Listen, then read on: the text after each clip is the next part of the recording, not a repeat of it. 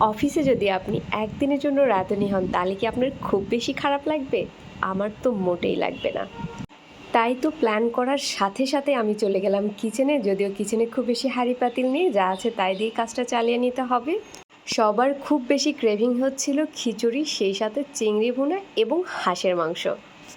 হাঁসের মাংসের কথা শুনলেই তো সবার জিভে জল চলে আসে।